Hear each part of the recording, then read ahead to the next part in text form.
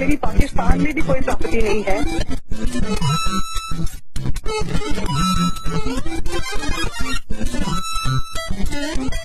खुदा का खौफ करो, कोई इखलाकियात भी होती है। इनको तकलीफ पहुंचेगी, मैं बताऊंगा तकलीफ इनको।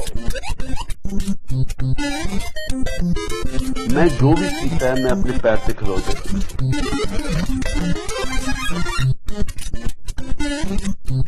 मैं तो चाहता था कि आप मेरे पास होते, मैं आपको जब भी डालता, जब भी ऐसे बच्चों को उसे बेनूर को मैं नहीं मां।